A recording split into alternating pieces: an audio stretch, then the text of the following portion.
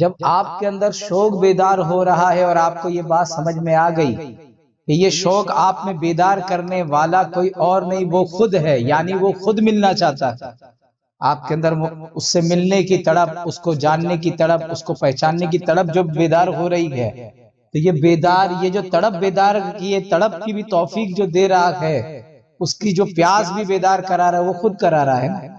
तो ये जो वो प्यास बेदार करा रहा है, उसका शुक्र अदा करना। और याद रखो कि एक तो वो है जिसके अंदर प्यास बेदार हुई, प्यास बुझना असल नहीं है मेरे लिए। प्यास बुझे या ना बुझे ये असल नहीं है, प्यास लगना असल है। प्यास बुझना ये इतना बड़ा, ठीक है आप कोशिश करो, क्या करो, प्यास बुझे नहीं बुझे वो ठीक है, आप अपना 100% लगाओ ना उसके लिए, प्यास के लिए, ठीक है, बुझ गई सुभान अल्लाह।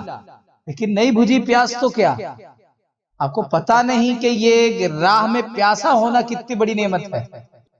इस राह में जो है प्यासा होना, उसकी उसके तलब में निकलना, छोटी चीज को मांगोगे, क्या मांगोगे, छोटी चीज को पाने के लिए निकलोगे और वो छोटी चीज नहीं मिलेगी, महदूद चीज को पाने के लिए निकलोगे और महदूद चीज आपको नहीं मिलेगी, तो क्या होगा पता है आपको, तो आपको बेचैनी होगी, बेकरारी होगी, परेशानी होगी, दुख होगा, क्या होगा।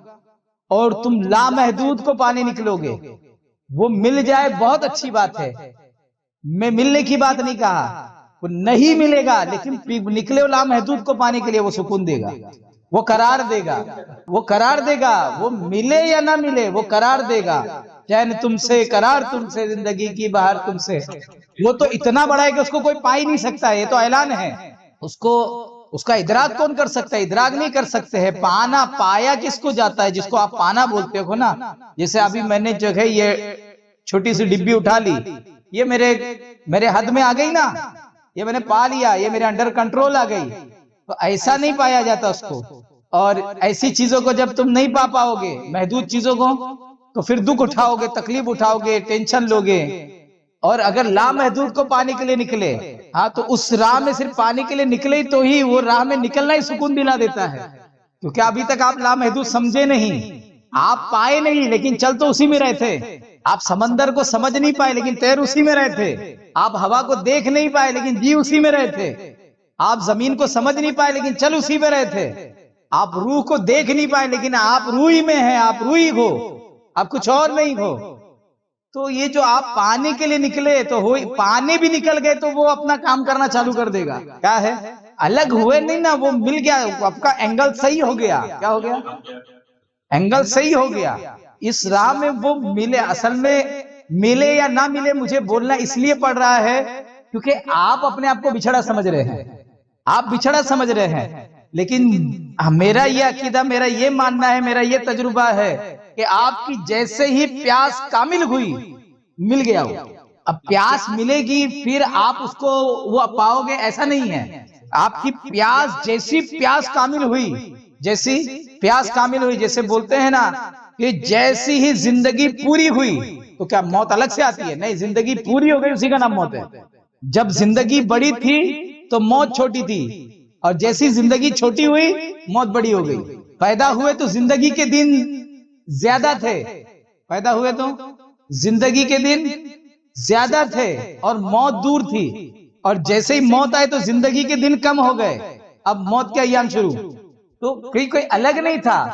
तो बस बात सिर्फ इतनी है, बात कि जैसे ही प्यास जागी, प्यास प्यास कामिल तौर पे जाग गई तो यार का मिल जाना है। हाँ, लेकिन अब समझाने के लिए ऐसा बोलना पड़ता है कि आप जो इस राह में निकलो, आप निकलो तो सही, लेकिन सही माने में नहीं निकलते, इसलिए कहना पड़ता है कि निकलो तो सही, निकलना भी सुकून देगा।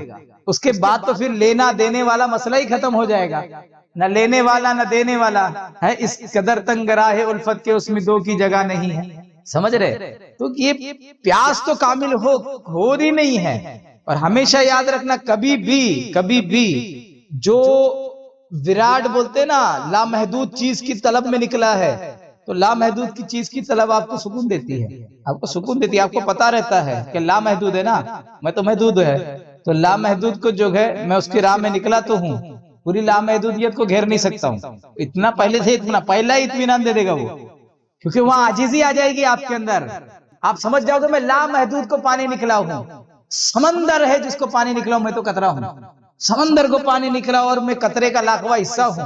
मुझे पता है पूरा समंदर नहीं मिलेगा, मुझे पता है मुझे समंदर नहीं मिलेगा, सिर्फ जुड़ जाना है, फिर समंदर में खुद को डुबो लेना है, समंदर से खुद को मिला लेना है।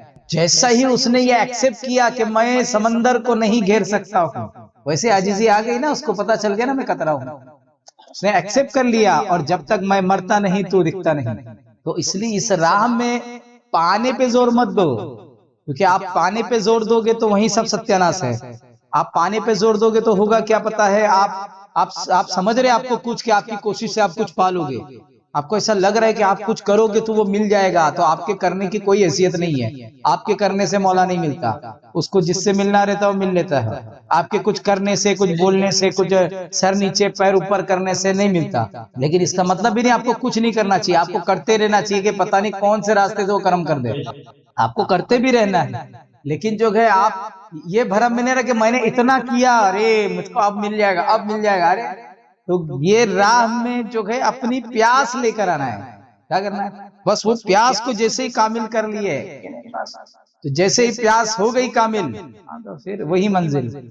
इसलिए ये घबराहट में नहीं रहना कि ये राह में आपको मिलेगा ही, क्योंकि मिलेगा वो जो खोया हो, जो कभी नहीं खोया वो मिलेगा कैसे। तो इसलिए हमको इस राह में बोलना पड़ता है कि इस राह में असल प्यासा होना है। असल इस राह में वो दिखाई दे वो कमाल नहीं है, आंख आना कमाल है। जैसे ही आंख आएगी आप फिर समझ में आ जाएगा क्या है, इस राह में आंख होना जरूरी है। तो मौला तबारक व तआला समझने की तौफीक अता फरमाए।